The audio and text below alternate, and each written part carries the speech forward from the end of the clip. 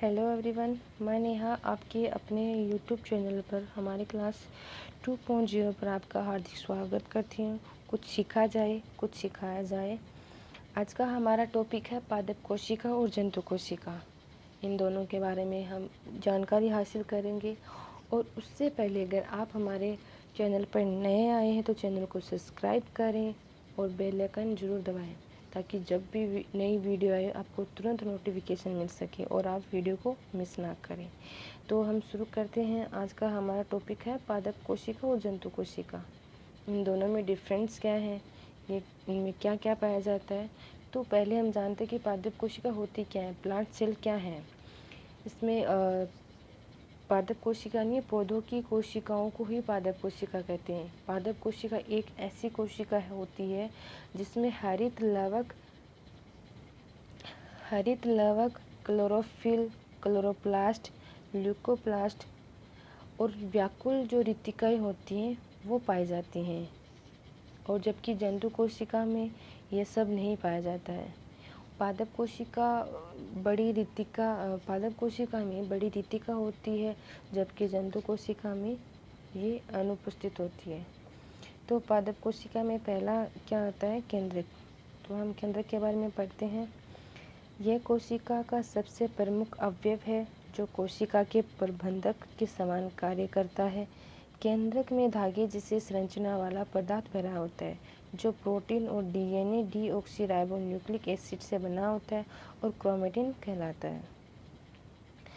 वंशानुगत गुणों को एक पीढ़ी से दूसरी पीढ़ी तक ले जाने वाले गुणसूत्र क्रोमोसोम का निर्माण इसी क्रोमेटिन से होता है। क्रोमेटिन के अलावा केंद्रक में गोल संघन रचनाएं पाई जाती हैं जिसे केंद्रिका कहा जाता है। फिर आता है इसमें केंद्रक। मतलब ये तो केंद्रक के बारे में था कि केंद्रक क्या है, और फिर इसमें आता है कि केंद्रक इसमें जो कार्य है वो क्या है। इसमें जीव की आनुवंशिक जानकारी निहित होती है। यह 2 झिल्लियों से घिरा होता है। यह कोशिका की कार्य प्रणाली और संरचना को नियंत्रित करता है। ये तो है केंद्रक के बारे में कि इसमें क्या क्या होता है। फिर आता है इसमें केंद्रिका। केंद्रक का घटक होती है। यह केंद्रक का घटक होती है। इसमें झिल्ली से घिरा नहीं होता। यह राइबोसोम की उप इकाइयों का संरक्षण करती है। फिर इसमें आता है साइटोप्लाज्मा। यह कोशिका का वह भाग है जो प्लाज्मा झिल्ली और केंद्रक जाल के मध्य पाया जाता है। इसकी आंतरिक परत को एंडोप्लाज्मा और बाहरी परत को एक्टोप्लाज्मा कहते हैं। यानी कि पहली परत को एंडोप्लाज्मा कहा जाता है और बाहरी जो बाहर की परत होती है उसे एक्टोप्लाज्मा के नाम से जाना जाता है। साइटोप्लाज्मा में साइटोसोल से बना होता है। साइटोप्लाज्मा में साइटोसोल से बना होता है जिसमें अनेक कोशिकांग व अन्य उत्पाद जैसे स्टार्च, लिपिड्स पाए जाते हैं। फिर आता है ये जो है केंद्रक यानी साइटोप्लाज्मा के अंदर, इसमें आगे डिफाइन करते हैं कि एंडोप्लाज्मिक रेटिकुलम। इसमें एक मेन पॉइंट है इसका कि एंडोप्लाज्मिक रेटिकुलम इसका मुख्य कार्य है झिल्ली और केंद्रक झिल्ली आदि का निर्माण करने वाली प्रोटीन व वसा का परिवहन करना। इसके कुछ भागों पर किनारों यानी साइड की जो किनारे होते हैं उसमें राइबोसोम लगे रहते हैं। ये 2 प्रकार की होती है। रुक्स एंडोप्लाज्मिक रेटिकुलम इसमें आता है। इसमें संरक्षण के लिए राइबोसोम पाए जाते हैं। और इसमें बाद में आता है मृद एंडोप्लाज्मिक रेटिकुलम। इसमें राइबोसोम नहीं पाए जाते हैं। पहले वाले में राइबोसोम पाए जाते हैं और जो मृद एंडोप्लाज्मिक रेटिकुलम है उसमें राइबोसोम नहीं पाए जाते हैं और उसका उद्देश्य है लिपिडों का स्त्रावण करना। फिर आता है इसमें राइबोसोम। अगला पॉइंट, यह राइबोन्यूक्लिक अम्ल व प्रोटीन की बनी होती है और प्रोटीन संश्लेषण द्वारा प्रोटीन का निर्माण करती है। इसलिए इसे प्रोटीन की फैक्ट्री के नाम से भी जाना जाता है। इसका नामकरण जो है वो रॉबर्ट ने किया था। फिर इसमें आता है गोल्जी काय। इसकी खोज कैमिलो गोल्जी ने की थी। यह सूक्ष्म नलिकाओं के समूह और थैलियों का बना होता है। यहाँ कोशिका द्वारा सिलेक्शन प्रोटीन व अन्य पदार्थों की थैलियों के रूप में पैकिंग की जाती है और उन्हें गंतव्य स्थान यानी तक पहुँचाया जाता है। और कुछ पदार्थों को कोशिका से बाहर भी निकाला जाता है, मतलब कुछ को दूसरे स्थान पर पहुँचाया जाता है और कुछ को बाहर निकाल लिया जाता है।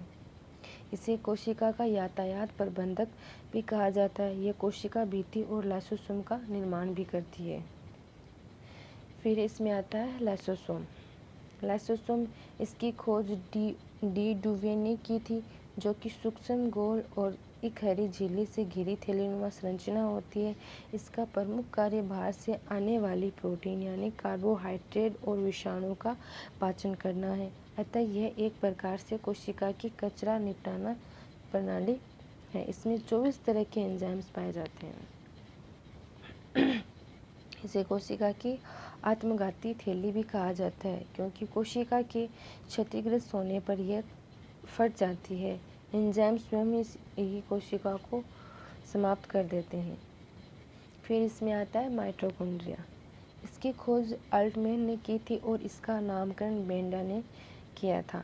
यह कोशिका का श्वसन स्थल है और उपयुक्त ऊर्जा युक्त कार्बनिक पदार्थों का ऑक्सीकरण यही होता है, जिसमें काफ़ी मात्रा में ऊर्जा यानी एटीपी का उत्पादन होता है। इसीलिए इसे कोशिका का शक्ति केंद्र यानी power house of the cell भी कहते हैं। फिर इसके अंदर आता है लवक।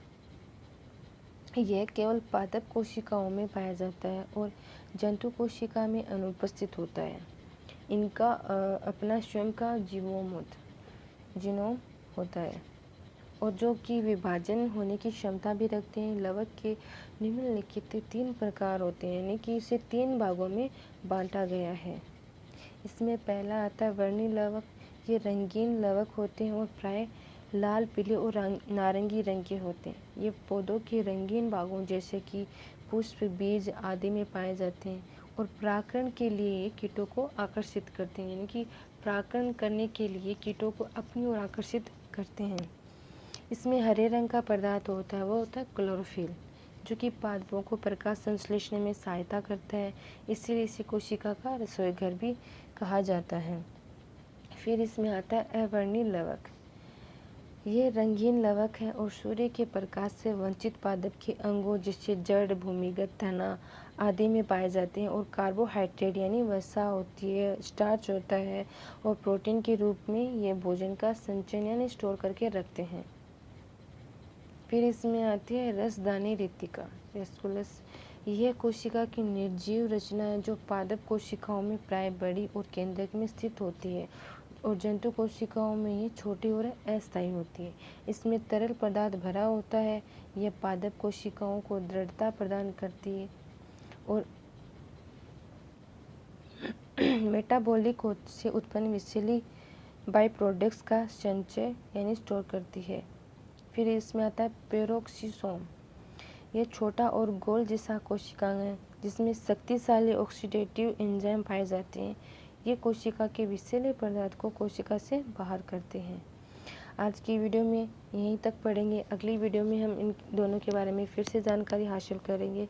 और अगर आपको हमारी वीडियो अच्छी लगे तो लाइक, शेयर और कमेंट करें और चैनल को सब्सक्राइब ज़रूर करें। धन्यवाद।